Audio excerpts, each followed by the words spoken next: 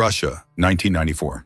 Socialism has already collapsed, and capitalism has not yet arrived. The country faces difficult times of mass privatization. At this moment, a mysterious figure steps into the arena. Sergei Mamontov, an unknown loner mathematician, opens his own credit organization and issues Mamontovkas, securities with imperial monograms, a watermark, and the portrait of the founder. Within just a few weeks, these tickets rise significantly in value, and the number of investors grows to 10 million people. People take on debts and give up everything to become owners of these tickets, all because Mamontov promised everyone huge profits. Two high-ranking officials relax at a dacha. While waiting for their gain, they discuss Mamontov, the oddball who suddenly appeared in the financial market. An assistant reports that the number of investors has reached 11 million people, and this number continues to grow. A year earlier, an unremarkable man visits a lawyer and asks him to draft a document stating that the tickets with his portrait are a true work of art. Gutov finds this a bit strange, but he not only agrees to certify the document, he also offers Mamontov his services to protect the pyramid. MMM signs appear all over the country. People go mad, fighting in the streets over the precious tickets. Mamontovkas become a currency, on par with regular money. This causes serious concern in the government. A special department is created to stop Mamontov. The owner of Megavaz Bank, Belyavsky, begins an information campaign, trying to convince people that poverty and the country's problems are caused solely by the financial pyramid. Surveillance is set on Mamontov, but the data provides no help. The dossier shows no violations. Over the years, the man hasn't even traveled abroad. The only weak point of Mamontov is his wife and daughter. He brings home a suitcase of money, actual money, not Mamontovkas, but along with it, bad news. Mamontov confesses to his wife that an assassination attempt had been planned against him, but a certain Zotik managed to warn him in advance, and for that, he was appointed head of security. Belyavsky receives a report that Mamontov has been eliminated. The banker rejoices, feeling victorious before a meeting with his foreign partner. But at that very moment, Mamontov is spending time with his family, though not without trouble. When he starts yelling at his daughter over a Chinese toy, his wife throws him out, asking him not to bother them again. Belyavsky's business meeting is interrupted by a phone call. On the other end of the line is Mamontov, asking his competitor to stop making such foolish assassination attempts. Another major MMM office opens in the city. The number of investors grows by 1 million people a week, and the country's printing presses can't keep up with the demand for Mamontovkas. Mamontov then orders them to be printed in China to increase circulation. Meanwhile, Belyavsky realizes that he has only one leverage left and begins looking for ways to influence the government. While everyone is scrambling over the pyramid, Mamontov breaks into the home of Anton, a failed student who is selling off his ancestral property to pay for his entertainment. Mamontov buys the young man's dream car, a Chaika, a car he'd wanted since childhood. He asks Anton to come with him to sign the contract, and along the way, Mamontov discovers that the young man is a genius in theoretical physics, someone who could be useful. Anton doesn't immediately realize that the buyer is the famous Mamontov, but when they arrive at the office and Anton learns the man's name, he quickly agrees to become his right-hand man. In 6 months, MMM stock prices increase 127 times. The flow of investors grows rapidly. Pensioners bring Mamontov their last pennies, and factory directors withhold wages for months to funnel money through MMM for profit. Even the notorious organized crime groups don't stay away. They hand over a large portion of their common fund to make a profit. MMM absorbs a quarter of the country's budget, causing serious concern among the nation's leadership. Work in the offices is in full swing. Mamontov personally oversees all the stages, and Anton joins him to quickly get up to speed. As Sergei Mamontov discusses his plans with his protege, several SWAT vehicles pull up in front of the main office. The building is stormed, but Mamontov doesn't resist, calmly leading the tax inspector to the vault containing the securities and reports. Journalists air segments where people call Mamontov a fraud, but as soon as Anton tosses a bundle of MMM tickets out the window, the disgruntled quickly change their minds, derailing the hot report. Mamontov instantly realizes that it was Belyavsky who directed the SWAT against him.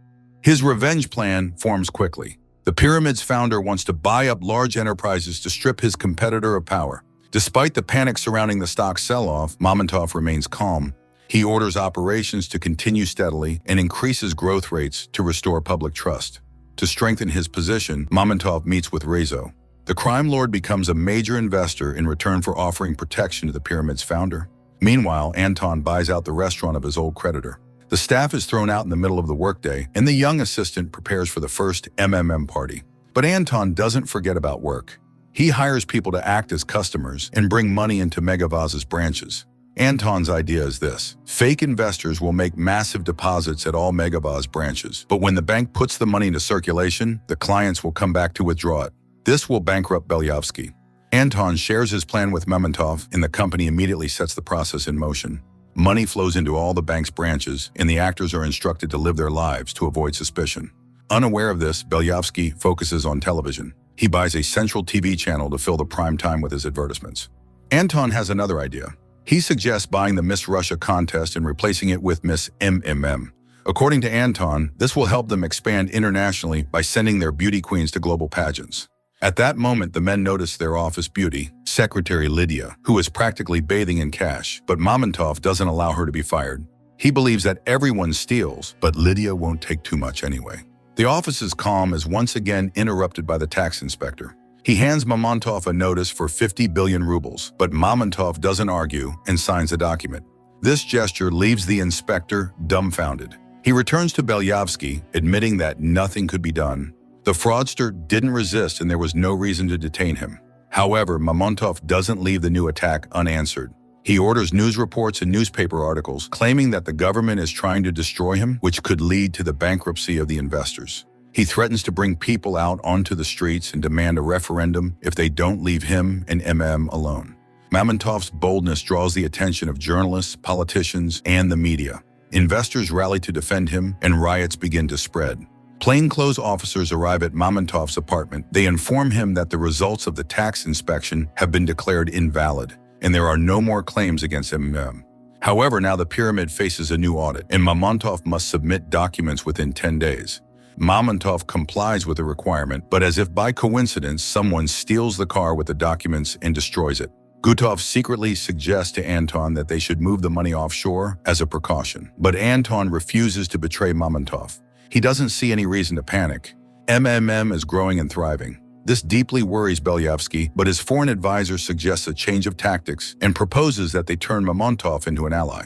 Anton throws a massive party at the office. There, he is approached by a journalist, Vera, who offers to entertain him if he helps her arrange an interview with Mamontov. However, Anton quickly loses her respect. She witnesses an argument between the men and gathers the courage to speak with Mamontov personally.